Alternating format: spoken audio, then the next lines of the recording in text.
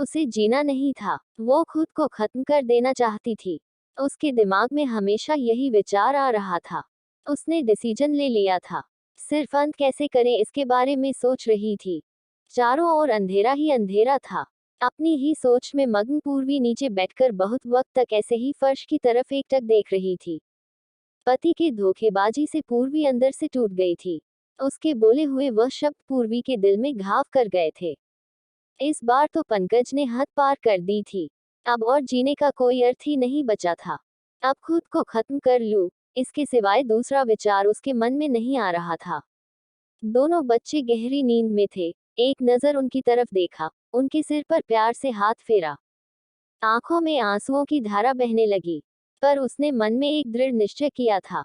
रात के 2 बजे थे, हर तरफ बहुत सन्नाटा था। वह धीरे से उठी और दूसरे रूम में गई। गले में फांसी का फंदा डालने ही वाली थी कि तभी कुछ गिरने की आवाज आई। पूर्वी का 2 साल का बेटा जोर जोर से रोने लगा। उसी क्षण पूर्वी की 6 साल की बेटी चिल्लाने लगी, मम्मी छोटू बेड के ऊपर से नीचे गिर गया है। तुम कहाँ हो? देखो ना छोटू कितना रो रहा है।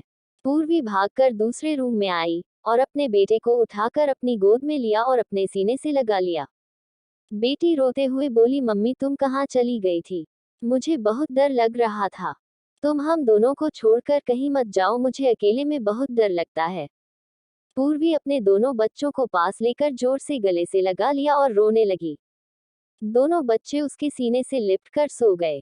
रोते रोते पूर्वी को कब नींद आ गई उसे पता ही नहीं चला। कामवाली बाई गंगू की आवाज से पूर्वी की नींद टूटी। अरे मैडम, आपने बाहर का गेट खुला क्यों छोड़ दिया था? अरे मैडम, क्या हुआ? अभी तक आप सोई हुई हो? तबीयत तो ठीक है ना? वो खुद को संभालते हुए बोली, हाँ थोड़ी तबीयत ठीक नहीं है। घड़ी में वक्त देखती है तो 8:30 बजे थे। आज तुम्हें आने में इतनी देर क्यों हो गई? गंगूबाई बोली, मैडम चौथी गली में मेहता जी रहते हैं ना, उनकी बहू ने फांसी लगाकर आत्महत्या कर ली। 2 बच्चे हैं उनके, उनकी एक 10 साल की बेटी और 6 साल का बेटा है। ये सुनकर पूर्वी के कलेजे को धक्का लगा। अपनी साड़ी ठीक करके उसने पूछा, कब हुआ? गंगू ने बोला, रात को हुआ मैडम। मैंने ऐसा सुना है कि उसके पति की दूसरी औरत से संबंध थे। कमबख्त अभी तक नहीं आया। अचानक पूर्वी गुस्से से बोली, अच्छा क्या, वह आया या नहीं आया उससे क्या फर्क पड़ता है? अब वह थोड़ी ना देखने आने वाली है। ये सुनकर गंगू पूर्वी के कान के पास आई और धीरे से बोली, मैडम मैं अनपढ़ गवार हूँ और घर घर में जाकर झाड़ू पोछा करके मेरा पेट भरती हूँ और आप पढ़े लिखे लोग हो। भले ही मैं आपसे उम्र में छोटी हूँ, पर जीवन का अनुभव आपसे थोड़ा ज्यादा है। आजकल साहब और आपके बीच जो चल रहा है वह ठीक नहीं है।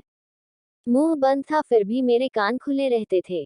मैं एक औरत हूँ और औरत के दुख मैं भी समझती हूँ। इसलिए मुझे आपको एक बात बतानी है। आत्महत्या कोई भी समस्या का समाधान नहीं हो सकता। जिंदगी में उतार चढ़ाव तो होते ही रहते हैं। इसका मतलब ऐसा नहीं कि आप अपनी जान दे दो। मैडम जी, कभी कभी आदमी अपना रास्ता भटक जाता है, पर अंत में घूमकर अपने ही घर वापस आता है, और जब नहीं आए तो भी क्या फर्क पड़ता है? आप किसके लिए मरना चाहती हो? जो आपको प्यार नहीं करता, जिसको आपकी थोड़ी सी भी परवाह नहीं हो, उसके लिए आप जी नहीं सकती जो आपसे प्यार करते हैं। जिसको आपकी कदर हो, आपके माता पिता जो आपसे बहुत प्यार करते हैं, आपके बच्चे जिनको आपकी जरूरत है। गंगू का बोलना सुनकर पूर्वी की आंखों में से आंसू की धारा बहने लगी। पूर्वी गंगू को गले लगाकर रोने लगी। गंगू पूर्वी को पीठ पर से हाथ फेरते हुए सोफे पर बैठाती है और बोलती है, बुरा न मानो तो एक बात बोलूं मैडम, खाली दिमाग शैतान का घर होता है। आप घर में बैठकर फालतू बातों को सोचते हो।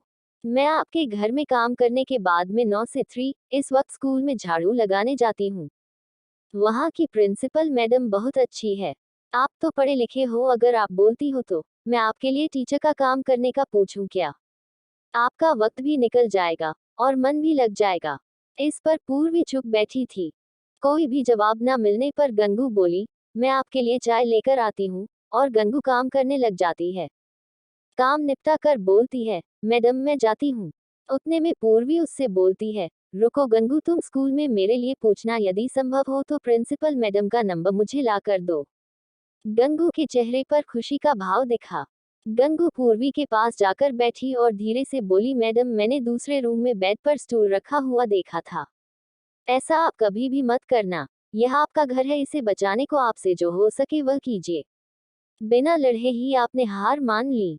गंगू पूर्वी के हाथ अपने हाथ में लेकर बोली, मैडम, एक फिल्म में एक हीरो ने एक डायलॉग बोला था, लड़ाई लड़कर जीती जाती है, मरकर नहीं, क्योंकि मुर्दे कभी लड़ा नहीं करते।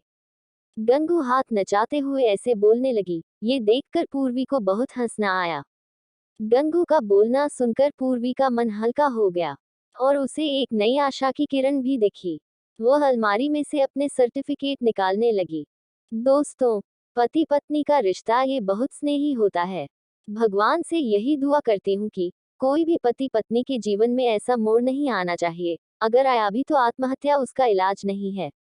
जीवन में कोई भी समस्या का आत्महत्या ये समाधान हो नहीं सकता। आपको ये कहानी कैसी लगी, अपनी राय कमेंट में जरूर लिखें और चैनल को लाइक एंड सब्सक्राइब कर दें। धन्यवाद।